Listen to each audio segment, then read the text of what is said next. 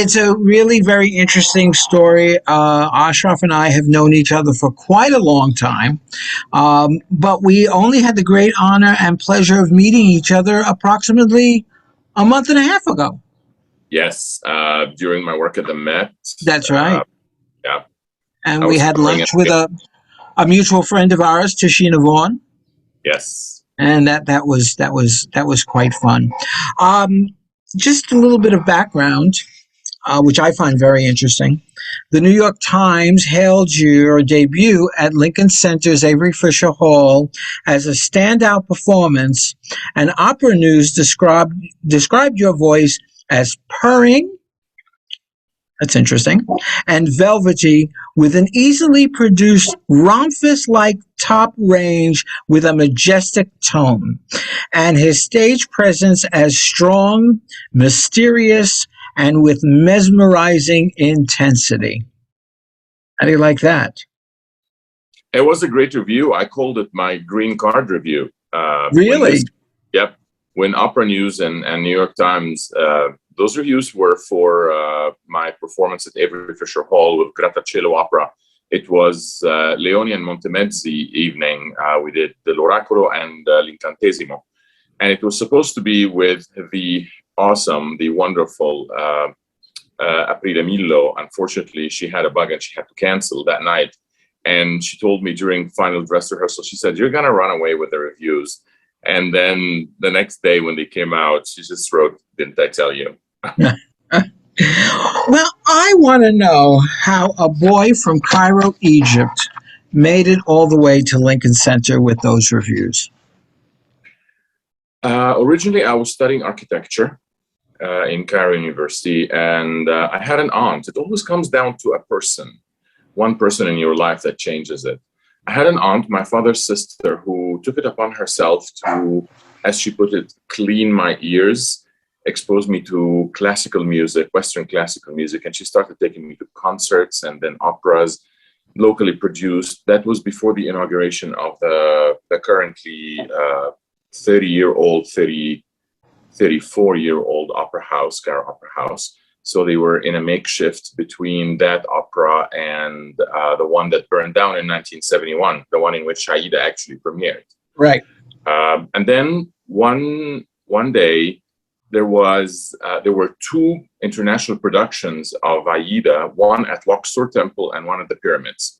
And I got to go to the one at the Pyramids. That was September 1987. Do you remember the cast?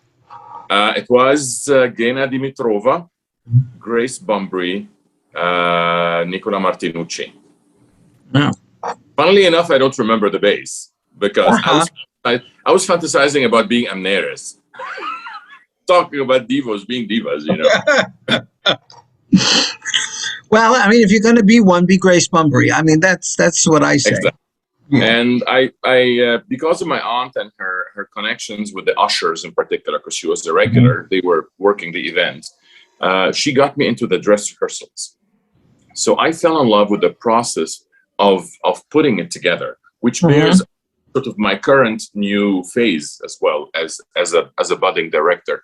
But I loved the stops and the starts, and didn't particularly love the flares, the tempers flaring, Martinucci and others.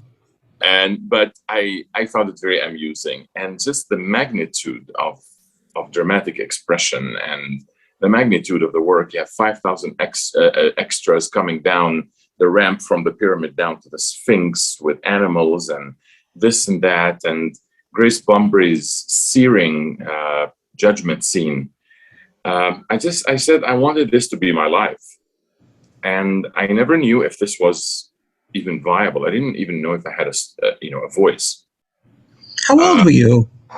I was, I think, 20. Okay. Yeah, I was 20, and as I said, I'm one of those voices that took a long time to build up and be impressive. Some people are born with the physical attributes ready to go, or at least impressive right off the start. And some people have to build it bit by bit. And I'm the second late bloomer. Okay. So this is how I got into opera. The following year, I was at a concert that happened to be canceled, and I ran into a person who turned out to be a member of the Cara Opera Company, and he became my voice teacher, my first voice teacher. I thought about the notion of becoming a singer for a whole year during my junior year as an engineering student.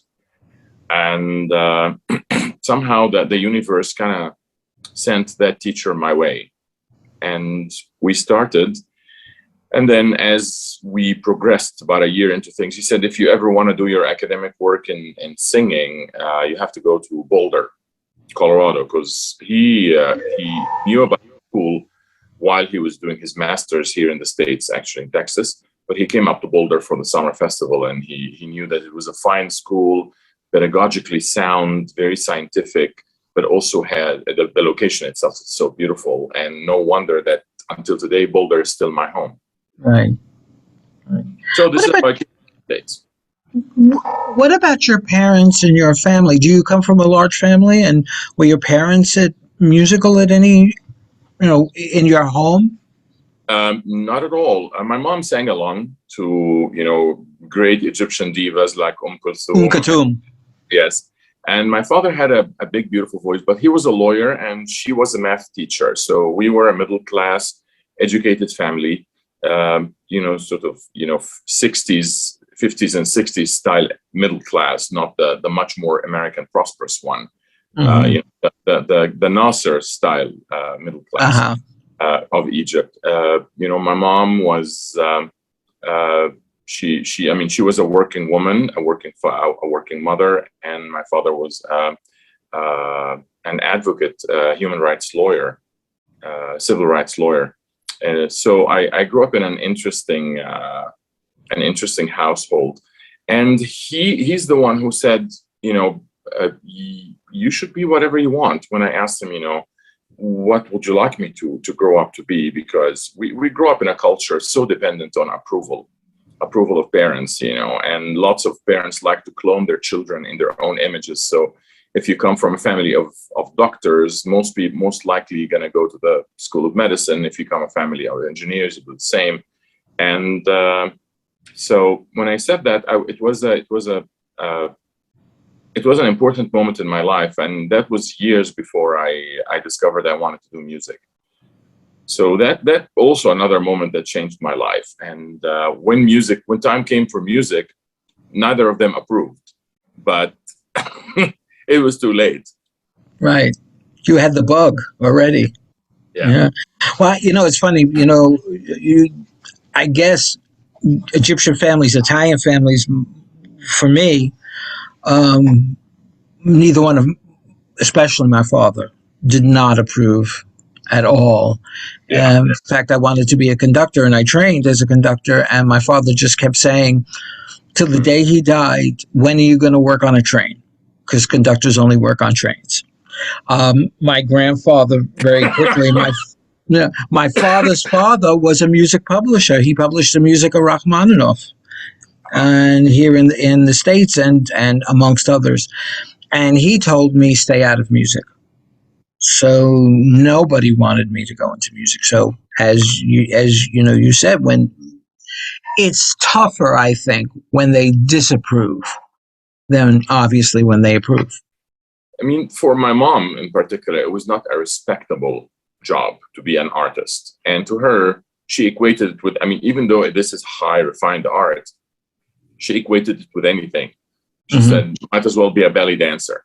By the way, I love belly dancing. And have you ever tried that? Yeah. Don't ask me to do it. Everybody needs to can belly dance, no matter what they we'll find a video. All right. So then you made it to Boulder, and you went to school in Boulder, and then how did you make from Boulder to Lincoln Center? So Boulder, 4 years. First of all, I did a bachelor and master's, 92 to 96. Went back to Egypt for 6 years.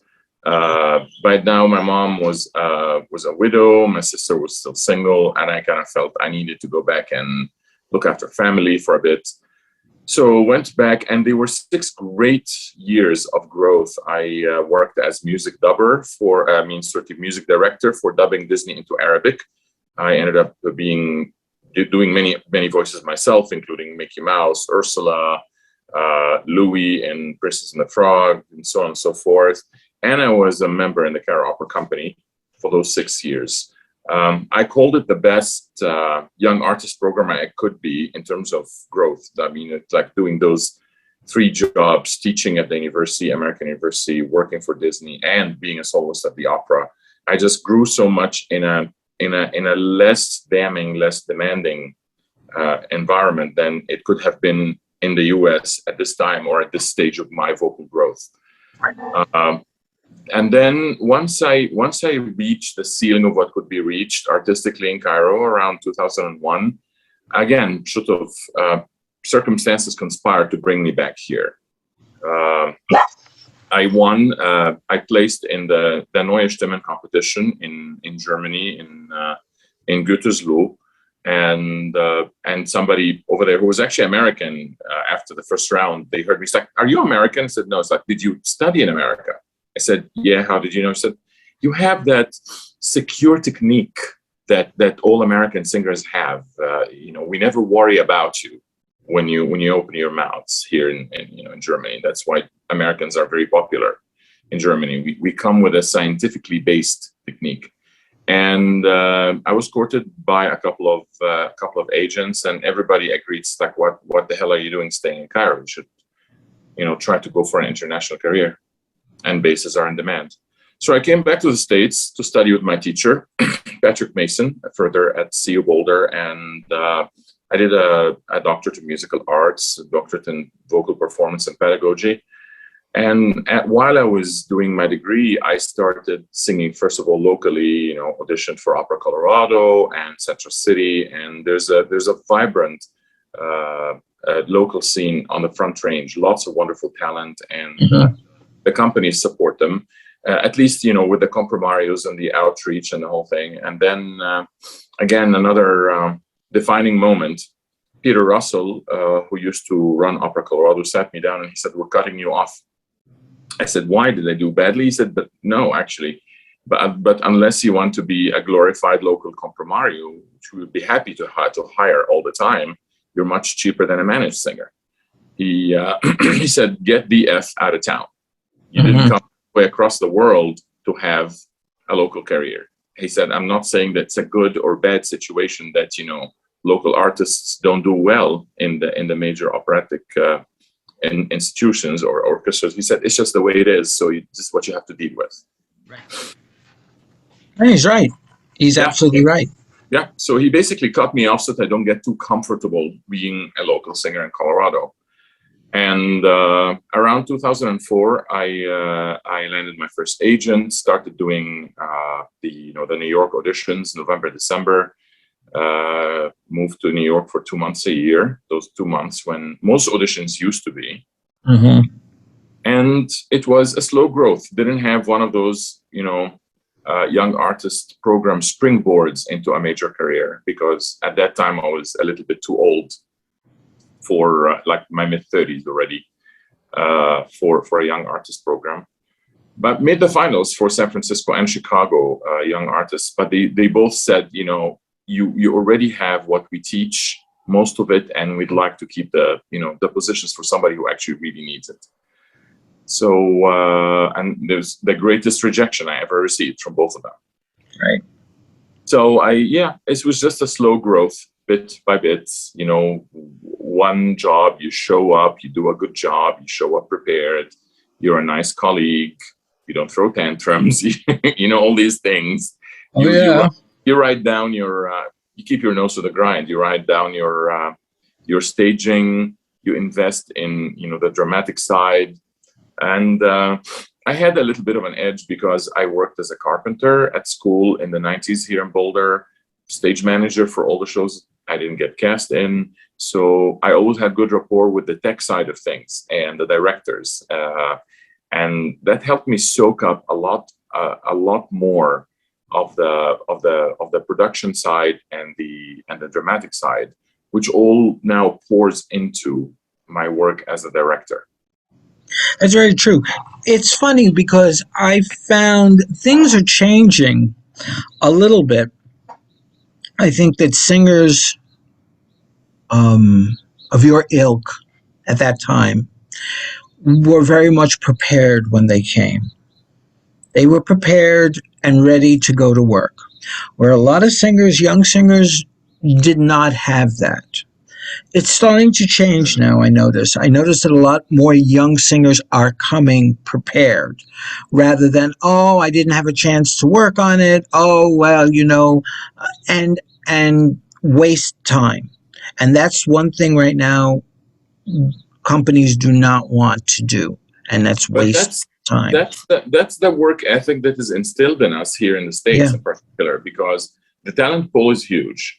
It happened 5, 6 times, throughout my career when, somebody shows up, they don't know their music, they give them, one more chance, and then it's very easy to get replaced. There are lots of good singers around, and you just have to pull your weight.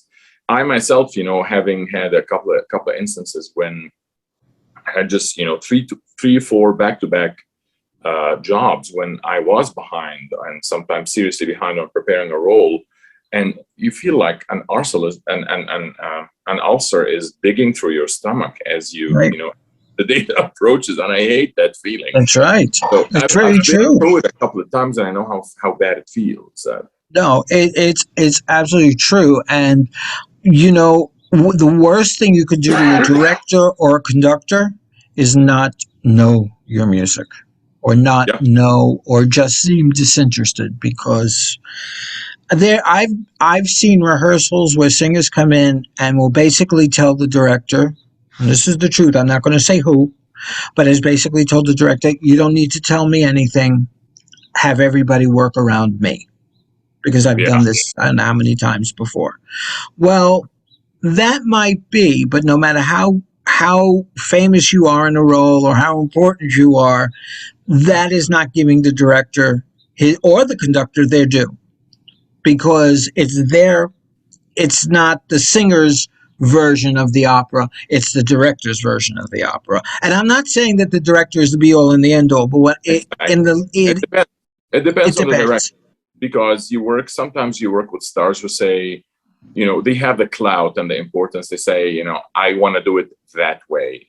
And sometimes the director just has to work around that. Right. But the best ones, the best stars are the ones who have done the role 2 dozen times, and they still can't wait to mine out of the role something new, somebody else's insight, That's somebody else's right. goal, and it makes them more interesting. It makes them sing it in a little different, and a little differently. Find a corresponding musical angle. These are my favorite stars. Not the big established ones who just do it their way. You've heard, I don't know if you heard this story. This is a very good story. It is very quick. When Birgit Nielsen came back to the Met after all those years that she was away, and they were giving her one of her last roles was Electra, Yeah, okay, at the Met. And she was working with Jimmy Levine, and it was, I think it was Jimmy Levine's first Electra, I think. But anyway, they were working together. And Nielsen said after being in rehearsal, she said, you taught me things that I didn't know, and I thought I had this role so under my skin that there was nothing anybody could teach me. And she said, you taught me, and I was open to it. And I saw the performance. It was phenomenal, for a woman who had done it. It was like, for her, it was almost like brand new. And I think it's important.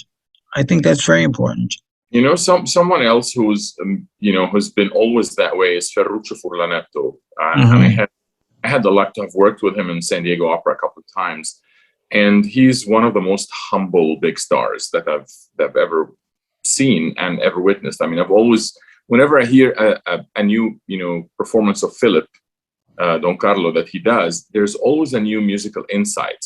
And when I got to work with him, finally, I learned how and why, and it's humility. Yeah. Before this great material that we get to work with and have it's entrusted to us, and it's kind of corresponds with something my teacher Patrick Mason once told me during my doctorate. He said, "You'll never be as good as the material that you're working on. You'll never be as great as the music that you're actually singing. So to serve the music, if you're searching for greatness for yourself, do it through the music. It's the best That's way. right. That's very true. That's very true. And I think you're absolutely right, because the singers go in, and that's something I tell my students all the time. You go in, everything is there in the score for you. You serve the score. You Yeah, serve the music. The music it's in does there. not serve you. It's all in there. Kala said it. That's right. She did. Music. That's right. And Richard Strauss said every note has a right to breathe. So, and even every rest has a right to breathe. So that's the one thing. When you study, be very mindful of what's written, and don't be mindful of the way it's always been done, because that's not necessarily the right way. But always be mindful of the way it's written. It's one of the reasons. Last minute preparation is very unfair to the music. And as I said, I had a couple of instances when I was not prepared, and it made me regret so much. The more I became intimately familiar with the music, how much I missed out on by not preparing well in advance. It's not just showing up knowing it, but showing up knowing it like you're going to direct it. Do you feel when you study the music that besides having the notes in your throat, you have to have that character in your mind? Now, that doesn't mean that it might gel with what the director wants, but at that moment, have that character in your mind, in your body, so it all connects? Absolutely, especially in the American production context, because we have much leaner production system than in Europe. A production, an opera that will take 2.5 weeks to 3 weeks to prepare, they will spend 2 months on it in Europe. And that's why they have the luxury to show up very much like theater, not knowing it 100%. Right. And then they put together, it ages like a bottle of wine in Europe. Yet, on the other hand, I believe it's a very inefficient way of producing opera in terms of how much money this gets spent and how much time you spend doing one thing. Right. So here, and that's why they love American singers in Europe, because we're all about preparedness and actually being able to use our cumulative experience to contribute that lack of time span into the work. Before we start talking about roles that you do, I want to talk about something, because I think it's a good segue. Mm-hmm. Besides doing staged opera, you have done concert opera. You just did Maometto the Secondo in Washington, and it was a concert version. Mm-hmm. What is the difference for you, and what are the pluses and or drawbacks that you feel concert opera does? Because my company does concert opera, and I love it because I think that it gives time for people to really, really get into the music. And when you perform it, the audience gets into the music. They're not drawn by the beautiful scenery, the costumes, which is all important for opera, but take that away and you have the music. And I think that that's very important. But for you as a singer, what are those differences, and what works? What do you feel is better for you? You might not like what I have to say, because I knew you were going to say that. I think that because opera is primarily drama per musica, it's primarily drama, and it's about storytelling, and it's about theater. I'm not saying spectacle. You can give a searing performance in a black box with just black turtleneck and pants, but it's about the actual acting. It's about the physicality of the singer and how they act it like it's a theater piece, and then it's augmented and glorified and made into a new alloy by being melded with musical expression. So for me, a concert version is definitely lacking in terms of what it has. it has to offer for this particular art form. Yet the music is plenty substantial to have a truly rich experience from concert opera. If you just want to close your eyes and listen to the music, I give it to you and everybody that the music is plenty substantial as an experience. But as somebody who got to work with some of the best singing actors and some of the best directors, it is lacking.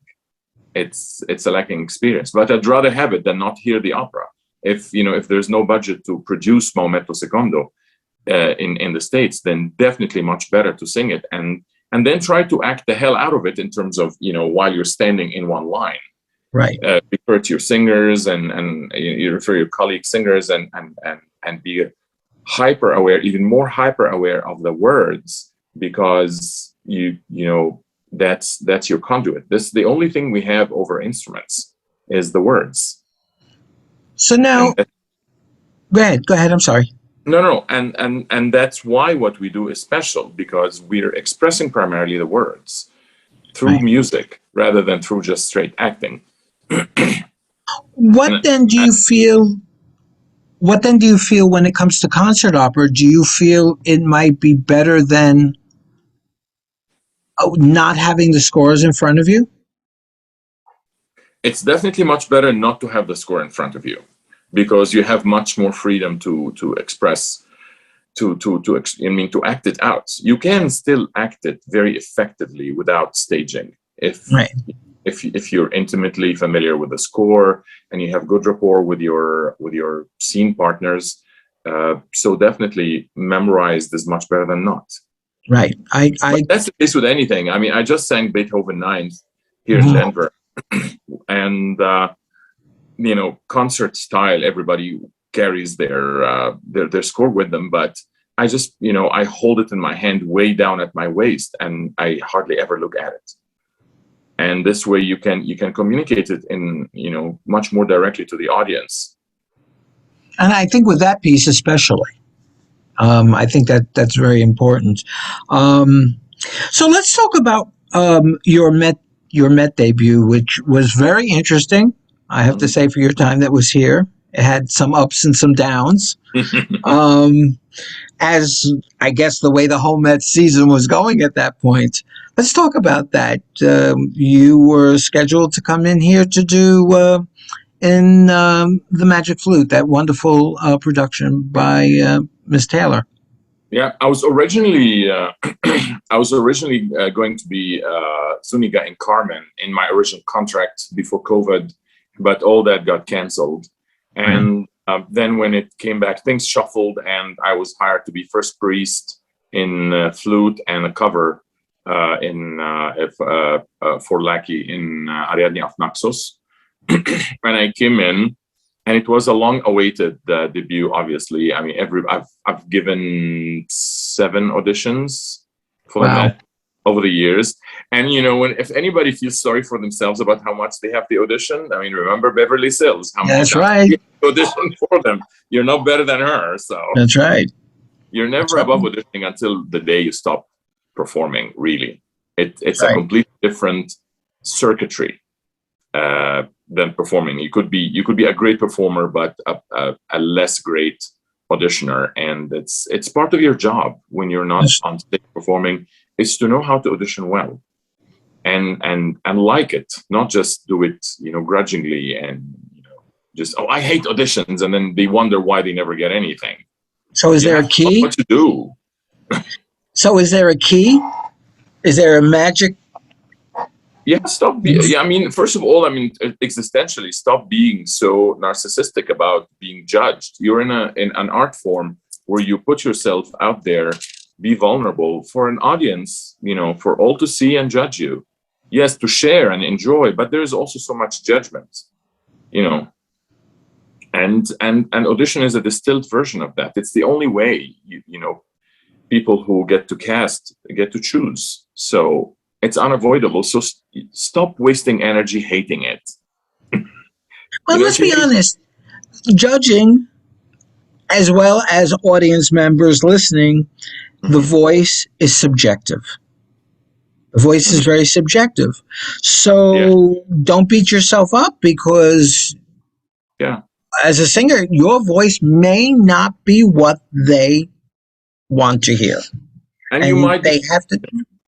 and there isn't a best singer for the job. I mean, all of us, because we love what we do and we're so invested into it, we all think that we're the best one for the job. And so you develop this sense of entitlement. Why didn't they take me? Because there are 300 who are just as good and a couple who are better. Mhm. And it's not just that they're only choosing the best singer for each role. They're choosing the ones who fit together from their point of view. So it's multiple fold subjective. Sure, true. So now you came and you're in this beautiful Magic Flute production and you're going to make your debut. And then I get COVID the day after my debut. Like any good singer would. Yeah, it's like I think I was the first one at the Met to get the Omicron. Oh, And really? I debuted on December 10th. My sister actually flew in from Cairo. She said, "It's like you don't debut at the Met every day. You've been in this business for so many years, and you've dreamt about it, and like somebody has to witness that." So she came, and the day after, I just came down with it. She didn't, by the way. I mean, she shared my bed in the sublet Wow. where I was staying, and she didn't. She didn't catch it. And Wow. luckily, I don't think, I mean, I felt bad about, of course, having been, you're on stage, you're maskless. And then after that, there's a cast party and all that. And everybody's congratulating everybody intimately.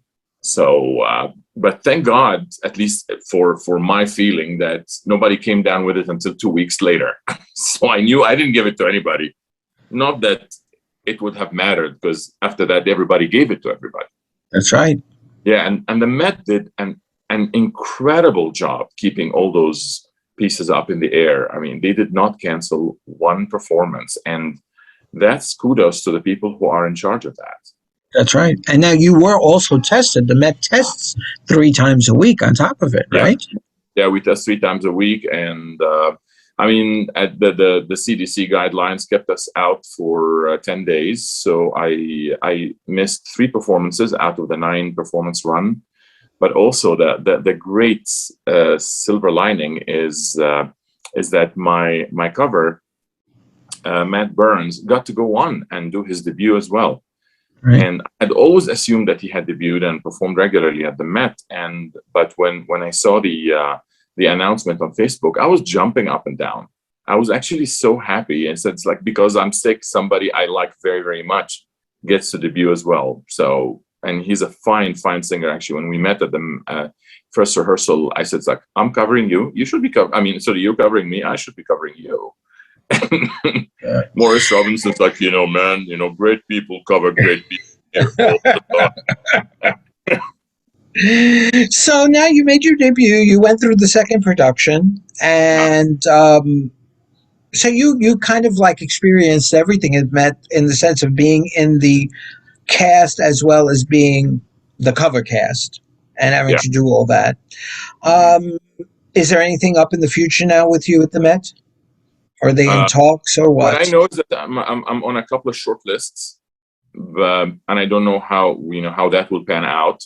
Just continuation of you're entitled to nothing. Things Right. happen when they happen, and you just do your best and make a good impression and just leave it out there to the universe. Things happen in the funniest timing. That's My true. next year is actually almost full. My next Good. season, yeah, so it's good, even, and that's before the Met calls or not call. And I hope I get to work there again. It's a magical place. Yeah. Yeah. That's and the caliber of what gets done there, and on such magnitude, such scale. I mean, here's the director / producer side of me. You look at the daily schedule and the weekly schedule with such fascination, because there are 5, 6, 7 operas, upwards of 7 operas on the same schedule, down to the minute, down to the last 10, 15-minute segment because there are singers who are either performing or covering in multiple shows sometimes. So they actually plan around that as well as the operas themselves. And if you we think with admiration about all those stars who sing, but you should see that's like the moving parts in that place, the people who are in the scheduling office or the tech crew or the stage management crew. All these, and to me, are incredible stars. Yeah. The ones that make it actually tick, the ones that make things happen. And just think now the with ones the extra, we rarely ever think about. now just think with the extra added layer of COVID on top of that. Yes. Just what's normal, and then to put this layer on top. I know right now in the theater world here, the theaters are now being reinfected with the second, whatever the second or maybe possibly third wave is going on. And I know Fourth. that, fourth. I know that on Saturday I just got my second booster, so that makes 4 shots altogether. And I still had it. We both had it in January. So, I'm just hoping we don't get it again. But Mr. Saturday, live with. I think so. Learn to live with, because it just evolves. It's life. No, I agree with you. One more thing we just juggle with our health. It's going to be like the flu. We'll probably take a shot once a year and hope for the best. Yeah, exactly. But I know that Mr. Saturday Night with Billy Crystal, he just came down with it. And I believe they're going to try to put his understudy on. And, that's okay. I mean, they say the show has to go on, but that show is based around him.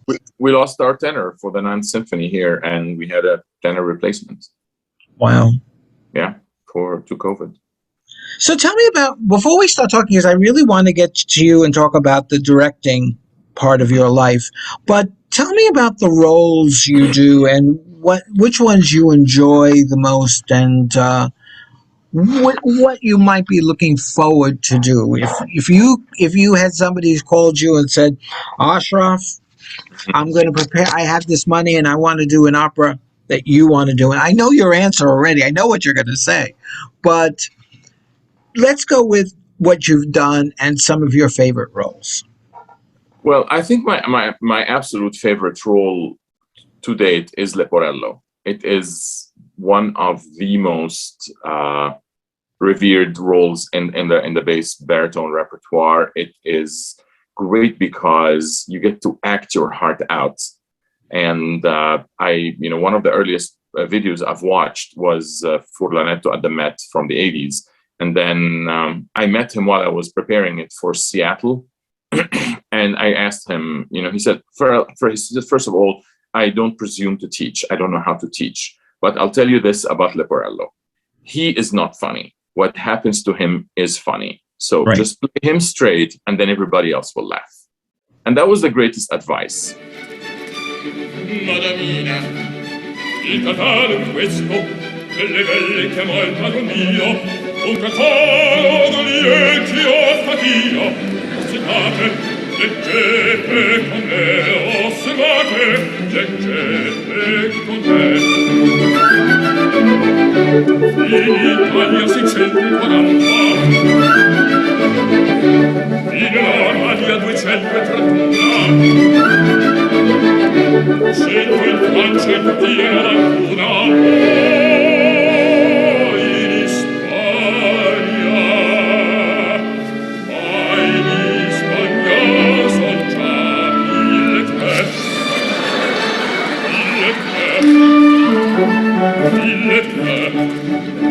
Ma fra questi contadine, camerieri cittadine, ma contesse baronesse, marchigiani principesse, madonnine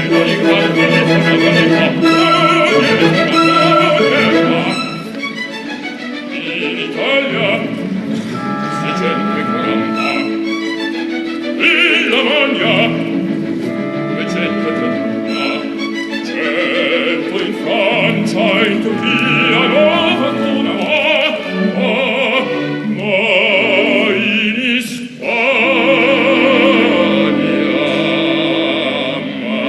in Spagna son già 1003.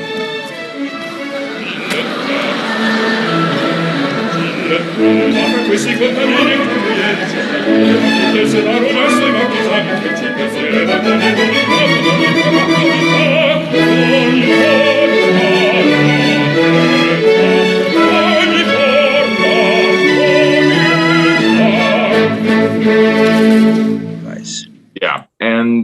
at 54 right now, and basses sing till they die. And you don't look 54, so enjoy Thank you. that.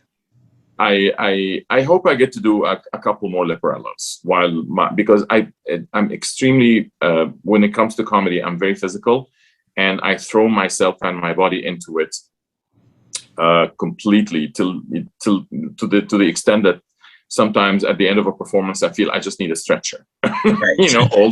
all the jumping and tumbling and all the running around, I just don't spare myself because this is how it should be, honestly. So I hope I get to do a few leporellos while my body can still endure the physicality of it. But my favorite score doesn't contain a big role for me, but my favorite score of any opera is Falstaff. I think this is when music and drama got, married best.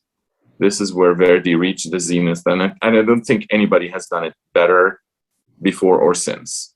Right. No, I absolutely agree with you. That's for me, that's one that's up there in my top 5. I mean, of course, it's a build up on all the greatness that Mozart has done, for example, and others. But this one just it always makes me cry at the end from how beautiful it is, even though it's a comedy. And I got to do it with one of the greatest people, Peter Cazares as a director, Stephanie Blythe as Dame Quickly, Peter Rose as Falstaff. I was Pistola, and it was in Seattle, one of my favorite houses. So at least I got to enjoy it tremendously in a very special experience. Have you ever considered looking at it? Because bass baritones have done it. I mean, Donald Graham and I'm a lyric bass baritone, and I will never be lured into stuff that is heavier than my voice. That's a dramatic bass baritone. Okay. And yeah. And I've seen roles that can take a more lyric singer. I mean, I've heard Philip sung by more lyric voices, believably, but Falstaff is different. Okay. I've sung Ramfis. I hope I get to sing Philip, particularly in Europe, because houses are smaller. They actually like more lyric voices there. That's I mean, if you ask me, my dream role would be definitely Philip, and my voice has grown quite a bit since then. So now talk to me. How did you decide? You know what? I know in your background, as you've told us, you always had that other side, and as a singer and someone who's had the experiences you've had, I would say you bring so much to that directing side. I'm a firm believer that a conductor should know about theater and a director should know about music. I'm a firm believer of that, because a director cannot ask a singer to do somersaults, when they have to sing something very difficult, as well as a conductor, cannot tell a singer, well, you can't do that. You can't walk from right to left because you need to be looking at me or something. So they have to. So how do you marry? How does this marriage work for you? And how do you feel you impart that? I never planned to be a director. I did a degree in vocal pedagogy because I came from a family of teachers, and I had a wonderful teacher in Cairo, first teacher, as well as great teachers at CU. So I thought my next step was going to be teaching and settling into academia. You bring experience, life experience, coupled with scientific learning about teaching voice, and then you can be the best teacher you can really be. But what happened really is that I fell into directing by pure accident. I was contacted by San Diego State, summer 2016. They had just lost their director, didn't have time for a national search, so they just talked to people they knew and asked for their recommendations, and my name came up a couple of times. And when they called me, I said, but I've never directed. And they said, but we said the same comment. I mean, they knew me as a teacher because I give master classes while I sang in San Diego Opera multiple times. And they liked me as a teacher, rapport with the students and the whole thing. But apparently people who recommended me, and they still wouldn't tell me who they were, they said, he's a director and a good one. He just doesn't know it yet. Oh, well, you can't get a better recommendation than that. Yeah, and I said, you know what, my full contract was with San Diego Opera. I was doing Cenerentola that year, and so I told him I can't come for interview until mid-August because I was doing Mustafa up in Portland for in Oregon. And they said, yeah, we'll wait for you. And I went and I did an interview, and they called me on my way home, on my way to the hotel, to offer me the job.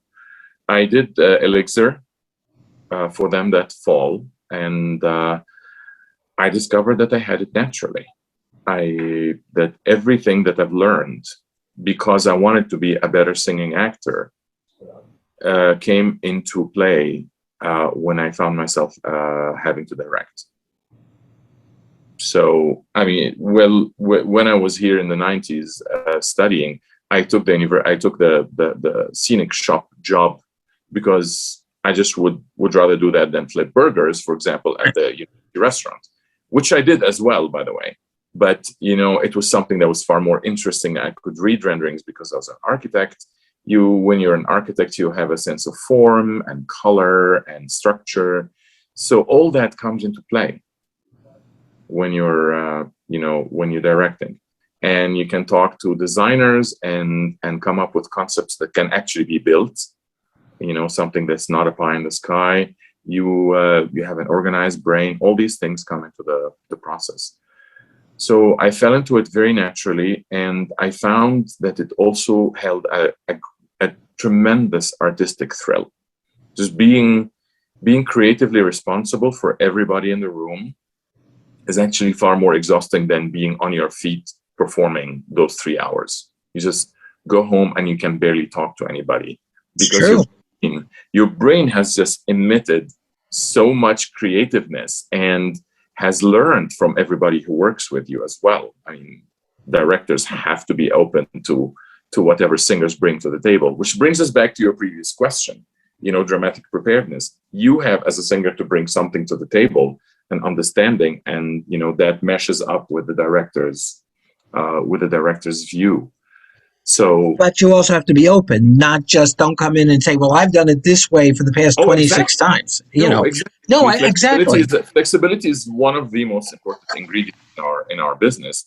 Knowing what the character is about, having an idea about, some keys into the motivations and the back, the backstory or the character biography history is very important because it helps the director bring out of you a performance. I agree. Have you ever worked with somebody as a director that you came in one way and you said, okay, this is my idea of the character. Mm-hmm. And then when you were working with the person and all of a sudden you realized this person had something so totally different, but that you loved, that you changed your concept? Yes, actually, it was an Egyptian opera, and he's the director. He's Egyptian. He lives there. He's not well known as an opera director internationally, even though he studied in Germany, Hans Eisler Hochschule. His name is Mohammed Abul Khair, and we were doing a world premiere in 2005. That was one of the productions that changed me as a performer, because he employed actor preparation exercises from his work with experimental theater in Egypt. By the way, we have a truly vibrant scene of modern dance and experimental theater in Egypt, just kind of on the side. But I grew so much as a singing actor because of this experience, and we were together in one place in one hotel for 2.5 months. So wow. That was one of my most wonderful experience. The other one was with Australian director Lindy Hume, and I worked with her first in Rigoletto in 2012 for New Zealand Opera. Ended up doing a Cenerentola for her company in Brisbane, a production that I got to do 3 times, in Brisbane and then back in New Zealand and then with San Diego Opera. And that was another kind of direction of growth, because she always insisted on the fact that this is not a remount. She said, you're different, the audience is different, the people you're working with are different. And even if everything else was the same, you also have changed and grown. And she knew my private life, very closely. So I was going through a lot of upheaval during those years. And she said, you definitely, if you don't bring into the table your new level of knowledge, self-knowledge and vulnerability and this and that, you're not doing your job. Right. So it remained fresh, even though if you take a video of it, there's very little that changed in the actual mise en scène, that the blocking. Mm-hmm. But the person has grown, the person has changed, and you bring more insights into the music, into your interaction with your fellow singing actors, and it also stops being a job. It's actually, you're playing. You're always bringing something new, something fresh, and this is something that should play a role in all our lives as a singing actor, especially those who do long runs. That's right. You want to perform everything like it's the first time, because every audience is seeing it for the first time. Well, in theater, to them. On Broadway, that people say that all the time. I mean, I've heard Patti LuPone say, every audience is different. You get a feeling different, but I have to give them on Thursday night what I gave to the audience on Wednesday matinee. Exactly. And I can't do it over and over again, because then it gets boring for me. Yeah. So it's interesting, because you think giving the same thing is like giving the same thing, but what you want to give is freshness. Right, and exactly. A character supposedly is saying what they're saying for the first time, right, without thinking about it. And to me, that's the key to acting, is to find a way to perform your role like you're saying it truly for the first time, even though you killed yourself memorizing it and drilling it. And it's kind of that dichotomy that especially stage actors go through. They, music, we are already provided a structure. It's like a train on tracks, starts and never stops, which is a different challenge. You have to come up with a different kind of freshness, because you don't have the of changing the timing or the placement of your voice or your inflection. You actually, everything is predetermined for you, and you have to bring to the table that freshness. All right, so I have one more question. What does Ashraf do when he's not studying, when he's not singing, when he's not rehearsing, when he's home in Colorado and amongst those beautiful mountains and the trees? What does Ashraf do to say, I can't be bothered with anything? You cook for and you never invite me. Well, you come to Colorado and cook for you. Yeah. Funnily enough, this year was a little hard, because the rootlessness of the job got to me. I got to spend family, a lot of family time, family and loved ones back in Egypt, as well as here. And for stretches of, it was a luxury to be home for 3 months, for example, at the time. Sure. I alternated between Cairo and the US. My mom has dementia. My sister, my hero, Riham Sewailam, we share the burden. I share the financial side. She shares the logistical side of her care. And but she's the one who has the much harder job, and I learned that when I went there to actually be with them. It's much harder to be there, even if you don't have to lift a finger. Caring for a loved one who is incapacitated is truly taxing, and I'm really blessed to have my sister to share this responsibility with. So that occupies a big part of my life, between financial planning for that and as well as helping when I can. I'm actually going to Egypt in a couple of days. But also I'm a homebody. I love just nesting and cooking and cleaning and ironing. It sounds boring, but it's actually what makes up for being on the road all the time. Right. Well, it's true. You know, It's true. Well, I have said this before. I am going to get you to either give a master class or do something with us because love I to. I think that you. Well, first off, as a person, I find you absolutely delightful, and I hope you know that. Ditto.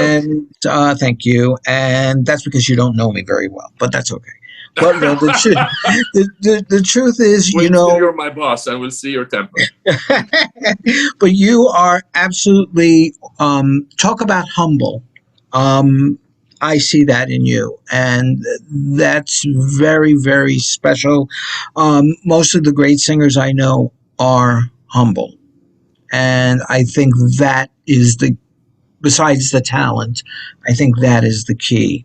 I mean, And I'd love to add that I owe this humility to a lot of people who taught me well about that, not just the music, because it's a great asset. You know, it might be a great attribute, but it's a very important asset to keep your feet on the ground. We are in such a lofty art form where this incredible skill that we have can go to our heads and can get our egos to just go out of hand, and we end up shooting ourselves in the foot if it's true. we are. And it's the great asset, makes us better at what we do and gets us actually to where we want much more easily and speedily. I always tell young singers,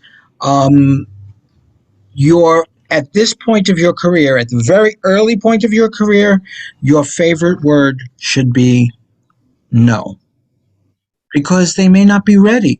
And these people think they should have had a career yesterday. And by the time tomorrow comes, they don't have a voice anymore or they can't do it. And they're And not I've seen wanted. that happen way too many times. That's right. And it happened, I mean, in my voice category, to voices that are far greater than mine. That's right. And it doesn't make me gloaty or vindicated. It makes me actually sad because our art has lost some incredible talent because of ego doing its thing. That's right. Exactly. Exactly. And that's not going to happen to you. But the I other hope thing is, no, you it's have to. I mean, it's a you know, a process in, you know, in development. Always, you have to keep yourself in check. that's right. Well, Sometimes listen, you in see a your gig case, that you wanted to be in, and sort of your sense of entitlement kind of bubbles up on you, and you have to remind yourself that you're entitled to nothing. And well, listen, from your Facebook pictures, all you have to do is just look out your windows, look at the beautiful scenery. That should ground you very fast, I think. yes, And then I go in the think kitchen and that's cook. Well, listen, Ashraf, thank you for spending time. I know we've been trying to put this together, and I really appreciate you being part of our Divo chats. so much, Stephen. It's lovely. Okay, you take care. Questi contadini in Pugliese, che se la rovesse ma chissà che ci piaceva.